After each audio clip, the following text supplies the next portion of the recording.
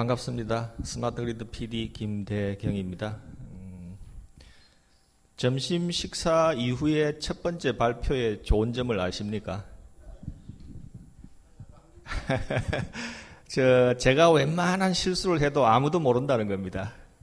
그리고 맨 마지막에 박수 소리 날 때 깨셔가지고는 같이 박수 쳐주시는 거죠. 저는 원래 주어진 제목이 제주실증단지의 종합평가였습니다만은 제가 제목을 조금 변경을 했습니다. 보시다시피 중간평가라고 되어 있습니다. 왜 중간평가냐 그러면은 아직까지 실증사업의 평가가 다 끝나지 않았습니다. 기술적인 평가는 지난달에 있었지만은 앞으로 사업성 평가가 사업이 종료된 1년 후에 있기 때문에 최종적인 종합평가는 내년 7월 정도 되어야 나오게 됩니다. 그래서 제가 중간평가라고 이름을 붙였고, 또 제가 발표하고자 하는 것은 실제로 에너지기술평가원에서 하는 오피셜한 그런 평가가 아닙니다. 제가 스마트그리드 PD로서 지난 3년 6개월 동안의 제주실증단지 사업을 보고 느낀 점을 이제 개인적으로, 어쩌면 이게 개인적인 자료입니다. 개인적인 평가를 한 자료라는 것을 먼저 말씀을 드리겠습니다. 우리가 일반적으로 R&D 사업을 평가할 때는 성공이냐 실패냐 하는 그런 판단 기준을 가지고 평가를 하게 됩니다. 근데 최근에는 이제 실패인 경우에도 성실하게 해서 실패한 건지 아니면은 정말로 불성실하게 해서 실패한 건지 하는 그런 판단 기준을 가지고 판단을 하게 되는데, 과연 이런 실증 사업을 그런 R&D의 평가 기준으로 평가할 수 있겠느냐 하는 의문을 저는 좀 가졌습니다. 그래서 과연 그렇다 그러면은 현재 한국뿐만이 아니고 해외에서도 많은 실증 사례가 있는데 그 실증 사업들을 어떻게 평가할 것인가 할 때 저는 이 세 가지를 들고 싶습니다. 첫 번째는 이제 베스트 프랙티스, 글자 그대로 좋은 점, 장점, 우리가 그 사업으로부터 무엇을 얻었는지, 어떤 포지티브한 면을 우리가 얻었는지, 예를 들면은 기술 개발에서 우리가 이런 걸 성공했다, 혹은 비즈니스 모델에서 우리가 이런 걸 성공했다 하는 것들이 이제 첫 번째가 될 것 같고요. 베스트 프랙티스. 두 번째가 이제는 조금 좋은 표현으로 하자면은 교훈이고, 나쁜 표현으로 하자 그러면은 이제 좀 네거티브한 결과들. 이런 게 좀 부족했구나. 이런 것들이 좀 모자랐구나 하는 이제 레슨들이 되겠습니다. 그리고 세 번째는 이제 미스버스팅이라 해가지고 뭐냐 그러면은 잘못 알고 있었던 사실들을 새롭게 아는 것이라는 표현일 수 있습니다. 뭐냐 그러면은 처음에 제주실증 사업을 할 때, 예를 들면은 제주실증 사업을 처음 시작할 때 섬지역이 하는 것이 좋은지 아니면은 본토에 하는 것이 좋은지 하는 어떤 논쟁이 있었습니다. 결국 최종적으로 섬이 선정되기는 했는데, 그 장점이 지금 지내놓고 보니까 어떤 장점이 있나 그러면은 처음에는 대부분의 실증 사업들을 본토에, 지금 세계 여러 나라가 본토에서부터 시작을 했는데, 본토에서 시작하기에는 너무 큰 종합적인 것을 한꺼번에 들어가기가 힘들다. 그리고 대부분 나라들이 지금 점점점 깨달아가는 것이 뭐냐 그러면은 어떤 홀리스틱한 어프로치보다는 마이크로 그리드를 단위로 해서 그 마이크로 그리드를 확장해 나가는 그런 식으로 접근을 해보자는 것이 요즘의 대세입니다. 근데 아직까지도 마이크로 그리드는 경제적으로 조금 infeasible 합니다. 그러니까 경제성이 조금 떨어진다는 얘기죠. 그렇기 때문에 왜 경제성이 떨어지냐 그러면은 마이크로 그리드를 구성하는 컴포넌트, 예를 들면 EMS라든지 에너지 저장 장치라든지 이런 것들이 굉장히 비싸기 때문입니다. 어떻게 비싸느냐 그러면은 전기 요금에 비해서 비싸기 때문입니다. 예를 들면은 우리가 지금 쓰고 있는 전기는 한국의 경우에는 1kWh당 10센트 정도를 합니다.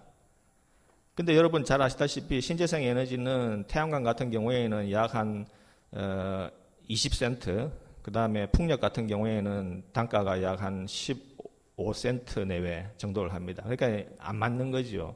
근데 그게 어디에 맞나 그러면은 섬 지역에는 맞습니다. 섬 지역은. 미국의 예를 들면 하와이가 전기요금이 1kWh당 38센트입니다. 그리고 우리나라도 섬지역은 1kWh당 평균 50센트가 넘습니다. 그렇지만은 정부에서 보조금을 주기 때문에 1kWh당 10센트에 그냥 전기를 팔고 있는 겁니다.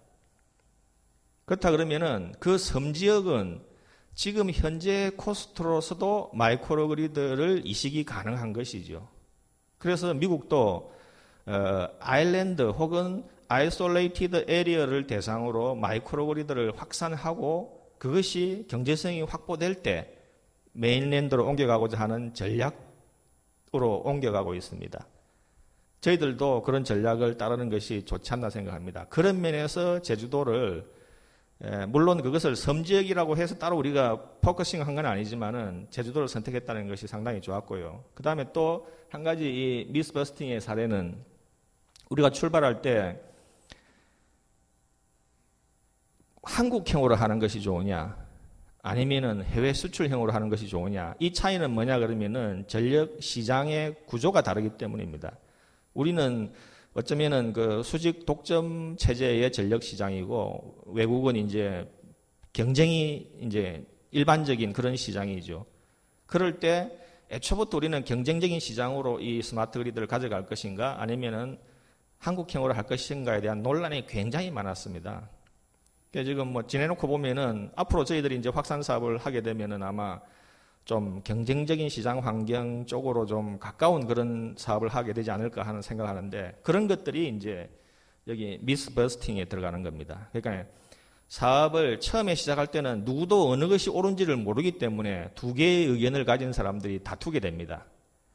그러니까 이 세 개를 어떻게 다 정리하느냐. 예를 들면은 과거에 우리가 R&D를 평가할 때는 베스트 프랙티스가 많을 때 이 사업이 성공했다라고 평가를 합니다. 그런데 저는 데몬스트레이션의 경우에는 이 중에 어느 거라도 충분히 많이 나왔다. 그러면 그 사업은 충분히 성공한 것이 아니냐. 그것이 베스트 프랙티스든 레슨드 런이든 미스버스팅이든 왜냐 그러면 그거는 글자 그대로 데몬스트레이션이고 우리가 앞으로 더 큰 넥스트 사업이 있고 또 대한민국 전체를 스마트 그리드로 화해 나가는데 모든 것을 교훈으로 혹은 장점으로 활용을 할 수 있다는 것이죠. 그래서 저는 이 기준을 가지고 제조 실증 사업을 평가하는 것이 좋겠다라는 생각에서 뭐 부분적으로 뭐 앞에 맨 마지막까지 제가 말씀을 드렸고 앞에 두 개에 대해서 뭐 지나가면서 제가 설명을 드리도록 하겠습니다. 제 발표 내용은 이제 그 제조 실증 사업을 전체적으로 한번 조망해 보고요. 그 다음에 이제 실제로 어떤 아웃컴들이 나왔는지 그리고 그 아웃컴에 대해 앞에 제가 말씀드린 뭐 베스트 프랙티스 차원에서 혹은 레슨드 런 차원에서 혹은 미스버스팅 차원에서 제가 말씀을 좀 드리겠습니다. 그리고 최종적으로는 향후에 이제 이걸 갖다가 어떻게 우리가 활용해야 될 것인지에 대해서 설명드리도록 하겠습니다. 잘 아시다시피 제주 실증 사업은 대한민국에서는 전력 분야에서 단일 프로젝트로는 가장 큰 규모의 프로젝트였습니다. 그 금액으로는 약 한 230만 아니죠. 2억 3천만 불이네요. 미국 돈으로 2억 3천만 불 정도, 우리나라 돈으로 약 한 2,500억 원이 투자가 된 돈입니다. 그리고 2009년 12월에 시작해서 2011년 5월까지는 그 인프라를 설치를 하고 그 다음에 2011년 6월부터 올해 5월까지는 그 설치된 인프라를 가지고 우리가 기술도 테스트를 하고 또 비즈니스 모델도 테스트하는 그런 시간을 가졌습니다. 지역은 잘 아시다시피 제주도입니다. 제주도인데 제주도의 동북 방향입니다. 동북 방향의 구자읍이라는 지역에 약 한 6천 가구를 대상으로 실증 사업을 했습니다. 저희들이 국가 로드맵을 만들 때 그 도메인을 5개로 나누었는데 이 도메인을 나누는 것도 미국이나 유럽하고는 조금 다르게 나누었습니다. 우리는 어떤 차이가 있나 그러면은 미국이나 유럽이 스마트 그리드의 도메인을 나눌 때는 파워 시스템의 서플라이 체인 위주로 도메인을 나눴습니다. 그 얘기는 발전, 송전, 배전, 수용가, 오퍼레이션, 마켓, 서비스 프로바이더 이런 식으로 이제 나눴다는 얘기죠. 근데 이제 저희들은 그렇게 나누지 않고 도메인을 비즈니스 모델 위주로 도메인을 나눴습니다. 그러니까 어떤 비즈니스가 있을 수 있는지 하는 것을 기준으로 도메인을 나눠서 여기 보이시는 대로 5개 도메인, 파워 그리드 도메인, 그 다음에 신재생 도메인, 그 다음에 전기자동차라고 얘기할 수 있는 운송 도메인, 그리고 이제 전기 서비스 도메인, 그리고 이제 컨슈머, 소비자 도메인, 이렇게 5개의 도메인으로 나누어서 이 5개 도메인 전체를 한꺼번에 실증할 수 있는 사이트로서 제주도를 선택했고 이것이 다 한꺼번에 실증이 된 겁니다. 그래서 해외 사례에는 이게 부분적으로 실증 사례는 많더라도 이렇게 스마트 그리드를 구성하고 있는 전체 도메인이 한꺼번에 한 자리에서 실증된 아주 드문 사례라고 할 수가 있습니다. 특징은 이전까지 우리가 이걸 해보질 않았습니다. 그래서 이게 새로운 도전이었죠, 저희들한테는. 시작한다는 것 자체가 새로운 도전이었고, 또 그때만 하더라도 저희들이 스마트 그리드에 대한 어떤 기술이 좀 부족한 상태였습니다. 오늘 첫 번째 김중동 실장님이 말씀하실 때 우리가 아주 훌륭한 전력 인프라를 가지고 있고 또 아주 훌륭한 IT 인프라를 가지고 있다 그러지만은 사실은 그 두 분야를 융합하는 스마트 그리드는 사실은 저희들이 경험이 없었습니다. 그래서 새로운 도전이었다고 볼 수 있고요. 그 다음에 또 특징적으로 이 사업을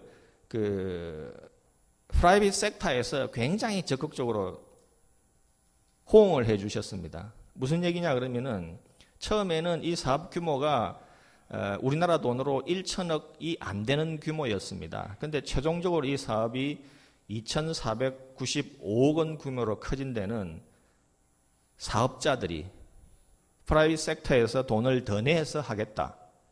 또 이 사업을 컴피티션을 붙였을 때 떨어진 사람들은 내 돈을 내서라도 할 테니까 들어가게 해달라. 이렇게 해서 이 사업비 규모가 커졌습니다. 그래서 총 약 도메인은 5개에 11개 컨소시엄의 12개 프로젝트로 168개의 참가자들이 참가한 아주 대규모 프로젝트가 시작이 된 것입니다.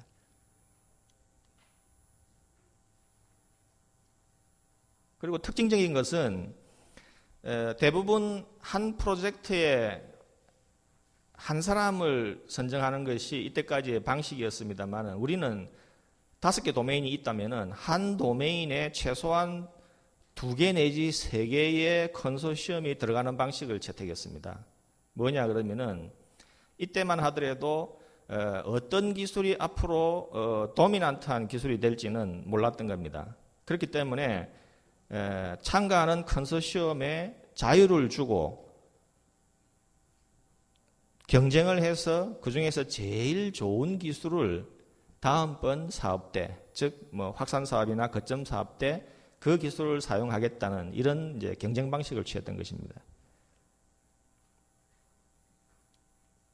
그리고 워낙에 사업이 규모가 크다 보니까 별도의 그 사업을 관리하는 조직을 구성을 했었습니다. 따로 이게 조직이 구성이 된 건 아니지만은 현재 스마트 그리드 사업단 내에서 사업 관리 조직을 만들어 가지고 각종의 자문위원회라든지 그다음에 운영위원회라든지 그다음에 실무협의위원회라든지 등등을 만들고 특히 전 5개 도메인에 공통으로 해당되는 기획 워킹그룹, 그다음에 사이버 보안 워킹그룹, 그리고 상호운용성 워킹그룹, 그리고 또 거기에 들어가는 기기들에 대한 어떠한 시험들이 필요한지를 할 수 있는 그 시험 및 인증 워킹그룹 등을 구성을 해서 운영을 했습니다.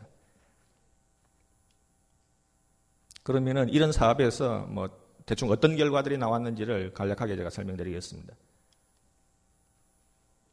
첫 번째가 스마트 그리드, 그러니까 스마트 테크놀로지가 운영이 되기 위한 인프라들이 있습니다. 예를 들면 뭐 가장 간단한 게 이제 AMI, 그 스마트 미터지요. 스마트 미터라든지 뭐 에너지 저장 장치라든지 하는 것들을 설치를 했습니다.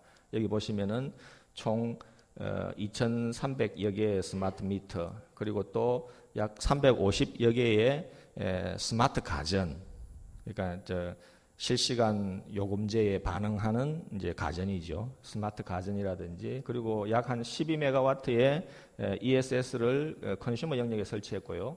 그 다음에 운송 영역에서는 충전 인프라를 약 한 200개소, 그리고 전기자동차를 약 한 79개, 그리고 그것들을 모니터링 할 수 있는 시스템을 3개를 구축을 했습니다. 그리고 신재생 분야에서는 그 분산 자원을 12개를 넣었고요. 그 다음에 또 그 분산 자원의 로드 레벨링 혹은 피크 쉐이빙 등의 목적을 통해 하기 위해서 에너지 저장 장치를 2.5메가와트를 설치를 했습니다. 그리고 스택홈, 그 무효 전력을 보상하기 위한 장치를 4개를 설치했고요. 그 다음에 또 특이하게 이 영역에서는 이제 마이크로 그리드를 2개를 테스트를 했습니다. 마이크로 그리드를 2개를 설치했고요. 그 다음에 이제 파워 그리드에서는 뭐 파워 그리드 오퍼레이션 앤드 모니터링 시스템이라든지 배전 자동화 시스템이라든지, 그 다음에 디지털 변전, 그리고 송전 설비에 설치할 수 있는 볼 센서 등등을 설치를 했습니다. 그리고 스마트 일렉트리시티 서비스 도메인에서는 TOC, 토탈 오퍼레이션 센터라 해가지고 뭐 관제소나 마찬가지입니다. 관제소라든지, 그 다음에 뭐 서비스 포털, 그리고 빌링 시스템, RTP 시스템, 그 다음에 이제 스마트 그리드 플랫폼 등등을 구축을 했습니다. 이걸 갖다가 인프라를 구축하는 것이 2009년 12월부터 2011년 5월까지 이 모든 설비들을 그 짧은 시간 내에 이제 다 설치를 한 겁니다. 그 다음에 이제 기술들을 개발 혹은 검증을 하였습니다. 총 여기서 저희들이 개발하고 검증한 기술은 약 153종류의 기술입니다. 분야별로 보게 되면은 뭐 AMI 관련이라든지 EMS 관련, 그리고 전기차 충전 인프라 관련, 그 다음에 개통 연계, 그 분산 자원의 개통 연계라든지 신재생 에너지의 개통 연계 기술들, 그리고 에너지 저장 장치와 관련된 기술들, 그 다음에 또 인텔리전트 디바이스와 관련된 기술들, 그 다음에 DR에 관한 기술들, 이런 기술들을 총 필요한 것들은 개발을 했고 있는 거는 그대로 쓸 수 있도록 해서 약 153개의 기술을 개발 및 검증하였습니다. 그 다음에 이제 비즈니스 모델에 대해서 검증을 하였습니다. 컨슈머 도메인에서는 전력 재판매, 그리고 또 뭐 디맨드 레스폰스, 그 다음에 소매 시장. 저희들은 소매 시장이 없지 않습니까? 그래서 소매 시장도 시험을 했고요. 그 다음에 이제 버추얼 파워 플랜트 서비스까지 컨슈머 도메인에서 저희들이 비즈니스 모델들을 직접 개발 및 검증을 했고요. 그 다음에 트랜스포테이션 도메인에서는 뭐 전기 자동차의 충전 서비스라든지, 그 다음에 모바일 충전 서비스, 그리고 또 EV 렌탈 혹은 EV 쉐어링까지 다 비즈니스 도메인에 대해서 검증을 하였습니다. 그리고 뭐 다른 도메인에서는 에너지를 어떻게 효율적으로 사용하는지에 대한 뭐 컨설팅 서비스라든지, 그 다음에 신재생 영역에서 로드 레벨링하고 또 그 퀄리티를 임프루브할 수 있는 그런 것들을 여러 개의 총 여기서 시험된 비즈니스 모델들은 저희들은 45개를 시험을 했습니다. 그 중에서 이제 각 컨소시엄이 조금씩 중첩이 되다 보니까 이제 자료로 정리한 것이 약 한 여기서 보시다시피 한 9개, 대표할 수 있는 9개 영역의 비즈니스 모델들을 저희들이 검증하였습니다. 그 다음에 실제로 비즈니스 모델 검증뿐만이 아니고 실제로 상용화된 것들도 있습니다. 지금 현재 6개 정도가 상용화되어 있는데요. 대표적인 게 지금 보여드리는 5개인데 LG전자에서는 스마트 가전을 실제로 냉장고라든지 이런 거는 스마트 가전을 생산해서 팔고 있습니다. 실제로 팔고 있고요. 그 다음에 이제 EV 렌탈 서비스도 제주도에서 포스코 ICT라든지 SK이노베이션 그리고 KT 등에서 하고 있습니다. 그 다음에 제일 지금 사업이 활성화되고 있는 부분이 뱀스입니다. 그 SKT하고 KT가 이 뱀스 사업, 빌딩 에너지 매니지먼트 시스템인데요. 뭐 우리 표현으로 지금 대박이 나고 있는 걸로 제가 전해 듣고 있습니다. 그래서 이것도 지금 사업화되고 있고요. 그 다음에 GS 칼텍스에서 제주대학교 안에 그 일렉트로닉 스쿠터 쉐어링 서비스를 지금 실시하고 있습니다. 그리고 맨 마지막에 보이시는 이거는 이제 BEMS가 아니고 FEMS라고 저희들이 이름을 붙였는데요. 팩토리 에너지 매니지먼트 시스템입니다. 그래서 공장 에너지 관리 시스템이라 해가지고 실제로 제주 실증 사업과는 관계없이 포스코 ICT가 자비를 들여서 포항에 있는 자기 공장에 이 설비들을 갖춘 결과 제가 전해 들은 바로는 약 한 7% 정도의 에너지 효율 개선이 있었다고 해서 그 양이 엄청난 모양입니다. 포스코가 워낙 그 전기를 많이 쓰는 공장이지 않습니까? 그래서 7% 절약한 것만 해도 엄청난 돈이 되고 그 기술들을 사가고자 하는 혹은 자기 공장에 적용해 달라고 하는 주문이 지금 밀려드는 것으로 알고 있습니다. 그래서 실제로 많은 사업들이 이렇게 사업화되었습니다. 기타 저희들이 기술 개발 검증도 하고 비즈니스 모델 검증도 했지만은 기타 이제 제도적인 것들 저희들이 실제로 RTP도 한번 적용을 해봤고 그다음에 상호 운영성 가이드라인도 개발을 하고 그다음에 테스팅 앤드 서티피케이션 가이드라인도 개발을 했습니다. 그리고 오토DR도 저희들이 적용을 해봤고요. 그 다음에 사이버 시큐리티와 관련된 가이드라인 개발 그리고 실제로 목값 테스트까지 다 했습니다. 사이버 시큐리티 침투 훈련을 한 것이죠. 이제 잘 아시다시피 이제 스마트 그리드가 IT와 접목이 되는 분야이기 때문에 외부로부터의 침입이 굉장히 쉽습니다. 그래서 외부에서 침입이 생겼을 때 그것을 잘 방어해내는지까지를 시험을 다 수행을 했습니다. 그리고 또 재판매 서비스까지 제주 실증에서 검증을 해보았습니다. 앞에서 했던 기술 검증이라든지 그 다음에 비즈니스 모델의 검증 그리고 또 기타 제도와 관련 것들을 갖다가 쭉 이제 아웃풋을 제가 설명을 드렸고요. 그 다음에 그렇다 그러면 그런 아웃풋에 대한 이제 평가를 제 나름대로 평가를 한번 해보겠습니다. 일단 기술입니다. 잘 아시다시피 저희들이 연구 보고서를 만들 때 혹은 연구 과제 계획서를 만들 때 우리 현재 기술 수준이 선진국 대비 80% 수준이다, 70% 수준이다 하지만은 그 근거가 굉장히 부족합니다.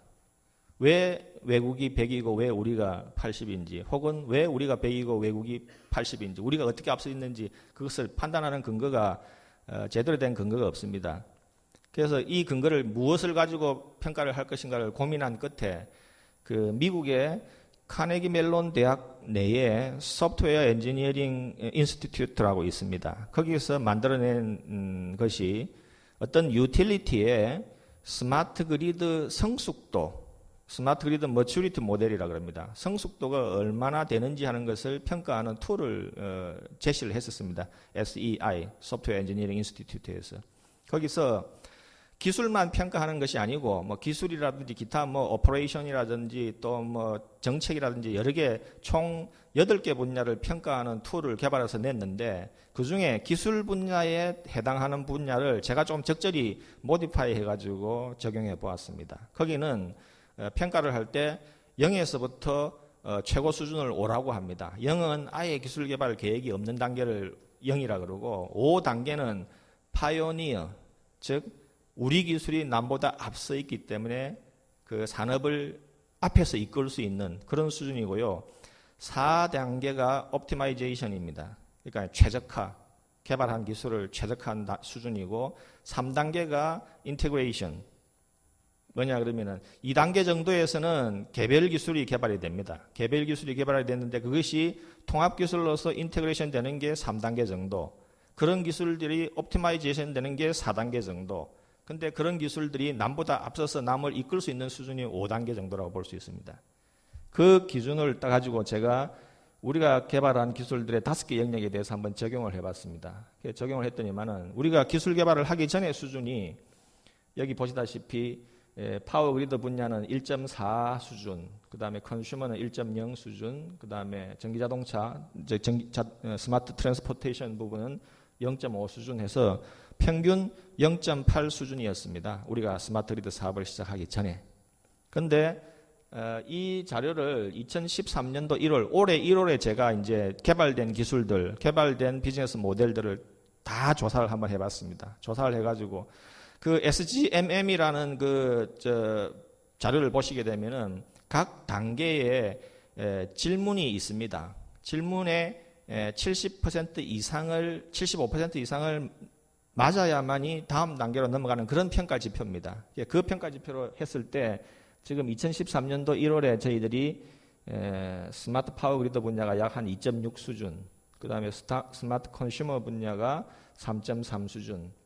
보시면은 평균 약 한 2.8 수준입니다. 2.8 수준이 뭐냐 그러면은 제가 아까 말씀드렸다시피 3 수준이 인테그레이션이 가능한 수준이라고 그랬습니다.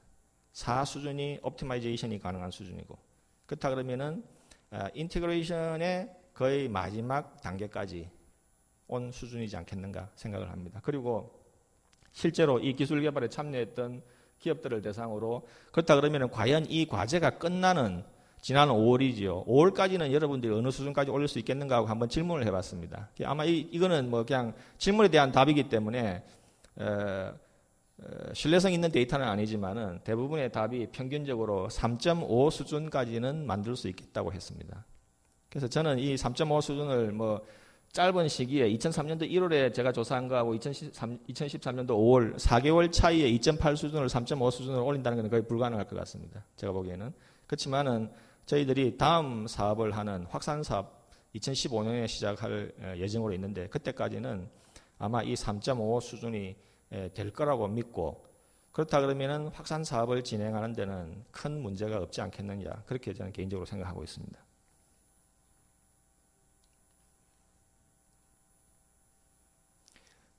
비즈니스 모델 분야는 총 45개를 우리가 테스트를 해봤고, 그 중에 이제 다 축약해서 분야별로 한번 모아보니까 그걸 갖다가 9개 큰 분야로 대별할 수 있었습니다. 그래서 그 9개 비즈니스 모델들을 해봤는데, 문제는 이겁니다. 저는 제 나름대로의 공식을 가지고 있습니다. 어떤 공식이냐 그러면은, 신기술 더하기 신제도는 사업화 라는 공식을 가지고 있습니다.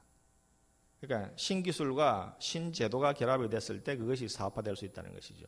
만약에 신기술은 있는데 신기술 더하기 구제도 혹은 현제도,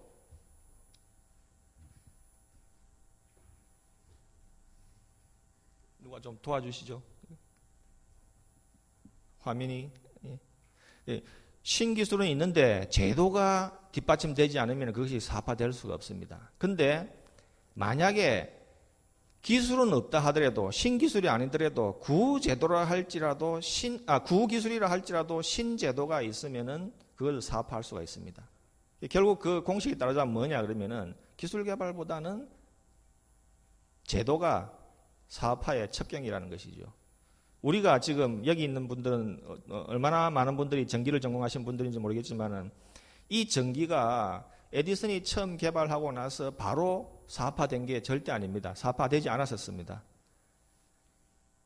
전기라는 새로운 기술이 100몇십 년 전에 개발이 됐고, 그 다음에 그 전기를 사업화하기 위한 수직 통합 체계라는 제도가 만들어지고 나서 비로소 그것이 전력 사업이 된 겁니다. 그 전까지는 사업이 잘 안 됐었습니다. 지금은 우리가 오래된 낡은 제도라고 보고 있지 않습니까? 수직 통합 체계, 발전부터 판매까지 한 회사가 쭉 다 담당하는, 우리 뭐 그걸 갖다 뭐 독점이라고 부르기도 하고 있는데, 그 제도가 만들어졌기 때문에 전력 사업이 시작이 된 겁니다. 그런 식으로 전기를 발명을 했어도 그런 제도가 없으면은 사업이 안 되는 거죠. 지금 제주도에서는 저희들이 45개 줄여서 9개의 비즈니스 모델을 만들었지만은 제주도 내에서 그러니까 실현 가능했던 기술들이고, 아직까지는 제도가 뒷받침되지를 못했습니다. 그래서 정부는 그걸 가지고 이제 그 제도들을 개선해서 이 개발된 비즈니스 모델들이 사업화로 이어질 수 있도록 준비 중에 있습니다. 종합적인 평가라고 제가 이름을 붙였지만은 어쨌든 앞에 제가 얘기 드렸던 그 많은 베스트 프랙티스, 우리가 153개의 기술도 개발하고 검증도 했고, 그다음에 또 45개의 비즈니스 모델도 개발 및 검증을 했고, 그다음에 또 6개의 사업이 직접 수행 중이고, 이런 많은 베스트 프랙티스들을 보게 되면은 뭐 어느 정도 긍정적으로 이 제도 사업은, 실증 사업은 성공한 사업이지 않나 저는 생각하고 있습니다. 하지만은 아직까지 우리가 좀 부족한 점들은 제가 말씀드렸던 그 제도적인 뒷받침, 예를 들면은 에너지 저장 장치가 뭐 발전원으로 적용을 받을 수 있도록 제도를 고쳐야 된다든지, 또 전기 자동차를 운영하고자 하는 사람들에게 법적인 지위를 부여한다든지 하는 것들은 아직까지 계속 좀 정부가 뒤에서 노력을 해야 될 일로 생각하고 있습니다. 뭐 나온 걸로 보면은 여기 뭐 새로운 기술 153개, 그 다음에 저희들 여기서 뭐 특허도 약 한 111개 새로운 특허가 나왔습니다. 이 사업을 통해서. 여러 가지 장점도 있지만은 아직까지는 사업화하기에는 제도적인 뒷받침이 조금 부족한 그런 상태라고 평가를 할 수 있습니다. 마지막으로, 그렇다 그러면은 저희들이 이렇게 돈을 많이 들이고 노력한 이 사업을 향후에 어떻게 활용해야 될 것인가 하는 것을 간단하게 설명드리겠습니다. 거기서부터 배운 걸 가지고 저희들이 이제 하려고 그러는데요. 첫 번째는 제가 강조했던 제도 개선이 이제 첫 번째입니다. 그러니까 시장에서도 좀 경쟁을 하는 체제, 그 다음에 소매 시장도 만들고, 그 다음에 전력 재판매도 가능하고, 그 다음에 전력 보조 서비스도 가능하게. 우리는 아직까지 그 주파수 조정이라든지 무효전력 보상에 대한 시장이 없습니다. 외국에는 있으니까 그것이 이제 시장이 되는 거죠. ESS를 활용해서 할 수 있는. 근데 우리는 아직까지 그런 시장들이 개설이 안 돼 있기 때문에 그런 것들을 좀 보완을 해야 될 것 같고요. 그 다음에 이제 전력 요금도 원가를 보상한다든지, 그 다음에 이제 저희들은 종별 요금이라 해가지고 뭐 가정용, 일반용 뭐 이렇게 요금을 매기고 있지 않습니까? 그게 아니고 이제 앞으로는 뭐 전압 계급에 따라서 저압이라든지 고압에 따라서 매긴다든지, 아니면은 점점점 나아가면은 이제 품질에 따라서 가격을 달리 매겨야 될 겁니다. 고품질을 하기 위해서는 많은 또 돈이 들어가니까 고품질을 필요로 하는 반도체 공장에는 전기값을 비싸게 매기고요. 그 다음에 뭐 전기자동차 충전하는 데는 그렇게 좋은 품질의 전기가 필요 없습니다. 그럴 때는 싸게 공급하는 그런 식의 제도도 또 마련이 돼야 될 것 같습니다. 그래서 다양한 전기요금이 마련이 돼서 소비자들이 선택할 수 있는, 소비자 선택권을 높일 수 있는 그런 식으로 돼야 되는데, 저는 전기요금은 일단은 크게 방향이 있어요. 하나는 원가는 받을 수 있는 그런 체제가 돼야 된다. 그 다음에 소비자 수용성이 확대돼야 된다는 것도 있지만은 더 중요한 것은 소비자들이 에너지를 효율적으로 사용할 수 있도록 유도하는 방향의 전기요금이 돼야 된다고 생각하고 있습니다. 지금까지 나온 거 보면은 뭐 타임 오브 유즈라 해가지고 시간대별로 요금을 달리 매기는 거죠. 많이 쓸 때는 비싸게 받고 적게 쓸 때는 싸게 받는 타임 오브 유즈라든지, 그걸 또 이제 매 시간 온라인으로 하는 것이 이제 RTP고요. 그 다음에 또 CPP라 해가지고 피크 때 요금을 많이 받고 아닐 때는 적게 받는 이런 요금제들도 있는데, 저는 개인적으로 이런 생각을 합니다. 스마트 그리드가 그 전력 산업 전체의 에너지 효율을 높이기 위한 것도 하나의 목적이라 그럴 때 우리는 두 가지 접근이 있을 수가 있습니다. 하나는 에너지 저장 장치가 대안이 될 수가 있고요. 왜냐 그러면 에너지 저장 장치를 가지고 적게 쓸 때 충전하고 많이 쓸 때 방전해 버리면은 전체 그 로드 프로파일을 갖다가 평탄하게 만들 수가 있습니다. 두 번째가 이제 스마트 미터를 통해서 가격 신호를 줘서 그 소비자들이 반응하게 하는 방법입니다. 그렇게 비쌀 때는 적게 쓰고 쌀 때는 많이 쓰게 되면 로드 프로파일이 조금 평탄하게 됩니다. 근데 왜 우리가 혹은 모든 나라가 스마트 미터부터 시작을 했나 그러면은 에너지 저장 장치가 워낙에 비싸기 때문입니다.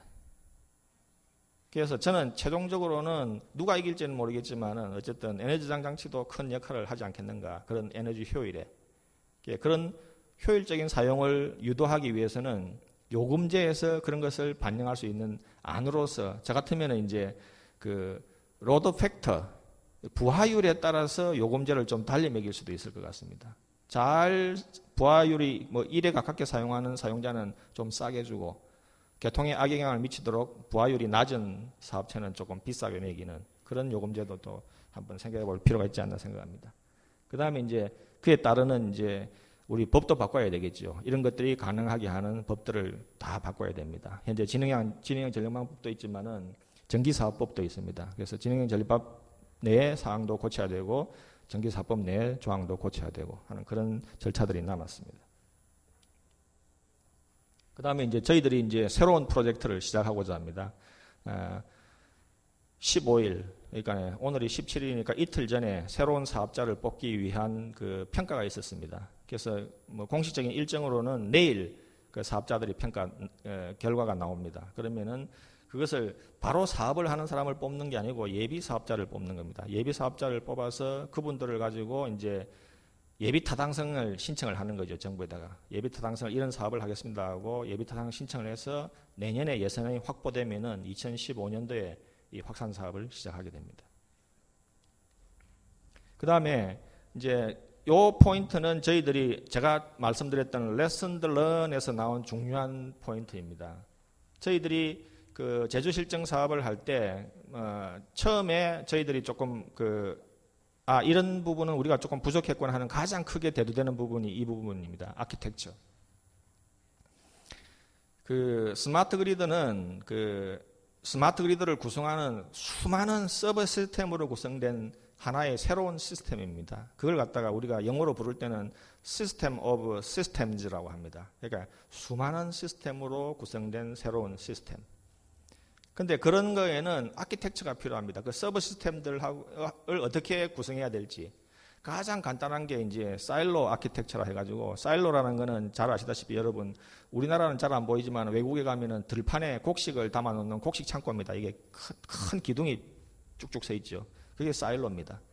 근데 이 기둥끼리는 인터커넥션이 없습니다.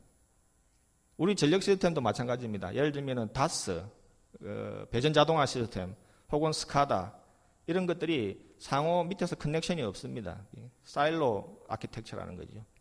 근데 그 사일로들을 맨 꼭대기에서 데이터끼리라도 한번 묶어보자라고 맨 위에서는 묶는 게 그것이 이제 엔터프라이즈 서비스 버스라 해가지고 아키텍처라고 부릅니다. 이 ESB 아키텍처라고 부릅니다. 그리고 최종적으로 가게 되면은 각 단계마다 뭐 컨슈머 단계부터 최상위 단계까지 모든 단계를 서로 인터오페러블하게 만드는 그 아키텍처가 SOA라 해가지고 서비스 오리엔티드 아키텍처라고 부릅니다.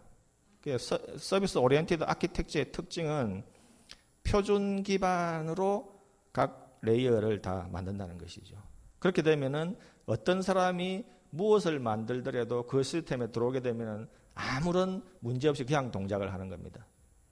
근데 우리 제주도 실증단지는 어떤 수준이냐 그러면은 단계별로 보면은 한 2단계 수준, 그러니까 엔터프라이즈 서비스 버스 아키텍처 수준이라고 저는 판단을 하고 있습니다. 그래서 향후에 저희들이 확산 사업이 들어갈 때는 그런 문제 없이 서비스 오리엔티드 아키텍처로 갈 수 있도록 지금 스마트 그리드 사업단에서 제가 준비하고 있는 것으로 알고 있습니다.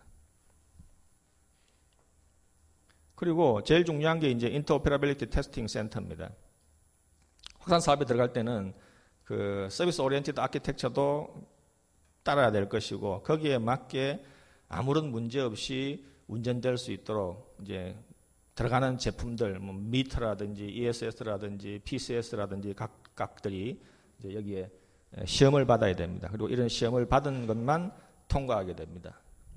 근데 지금 현재 이제 계획은 그 제주도의 그 설비들을 그대로 좀 잘 활용해서 그 이 인터오페러빌리티를 테스트할 수 있는 센터를 구축하자라고 가고 있는데 이 문제는 제가 앞에서 맨 처음에 말씀드린 베스트 프랙틱스하고 레슨드 런하고 미스 버스팅에서 세 번째에 해당하는 문제입니다. 미스 버스팅. 이제 새로 나온 문제입니다. 뭐냐 그러면은 제주도에 하는 것이 좋은 것인가? 아니면은 이걸 본토에 해야 될 것인가? 왜냐 그러면 이제 확산 사업은 본토에서 일어납니다. 근데 본토에 들어갈 제품들을 제주도에 가서 시험을 받아서 다시 본토로 가져와야 되는 이런 문제가 있습니다. 그러니까 제주도에 있는 그 실증 사업에 완료된 그 퍼실리티들을 저희들이 활용한다는 측면에서는 충분히 좋습니다. 그리고 또 이제는 그 본토에도 많은 시험 연구소들이 있습니다. 뭐 전기연구원, 또 뭐 에너지기술연구원, 그 다음에 또 KTL, 뭐 각종 연구원들이 있습니다. 그런 연구원들을 VPN, 버추얼 퍼스널 네트워크입니까? VPN으로 엮어서 같이 시험을 할 수 있으니까 뭐 큰 문제는 없으리라고 생각합니다만은 한 번은 좀 생각하고 넘어야 될 문제 같습니다. 종합적으로 보게 되면은 제주 실증단지는 이런 식으로 활용이 됩니다.